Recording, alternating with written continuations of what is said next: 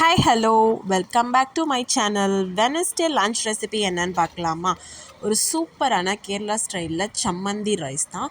இதை சுட சுட ரைஸோட பிசைஞ்சு சாப்பிட்றதுக்கு அவ்வளோ சூப்பராக இருந்துச்சு. வாங்க எப்படி செய்கிறதுன்னு பார்க்கலாம்.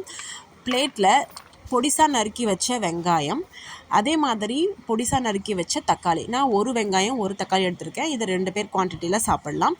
அதுக்கப்புறம் ஒரு பச்சை மிளகா, அதுக்கப்புறம் தேவையான அளவுக்கு உப்பு.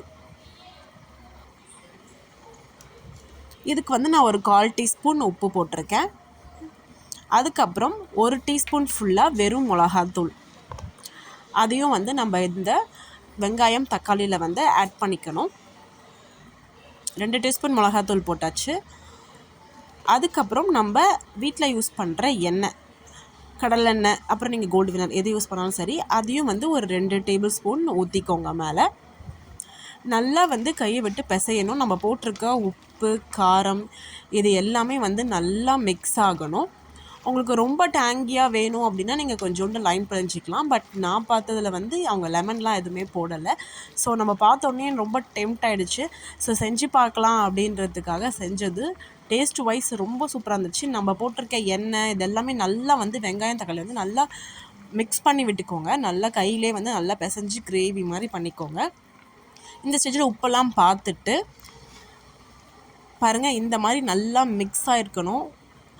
அப்படியே சாப்பிட்டாலே அவ்வளோ டேஸ்ட்டாக இருந்துச்சு. நம்ம சிப்ஸ் இந்த இதெல்லாம் வச்சு சாப்பிட்டா அவ்வளோ சூப்பராக இருக்கும் போல். இந்த மேடாங்கல்ஸ்லாம் வச்சு சாப்பிட்றதுக்கு கூட இது சூப்பராக இருக்கும் போல். ஆனால் ரைஸுக்கு அவ்வளோ டேஸ்ட்டாக இருந்துச்சு.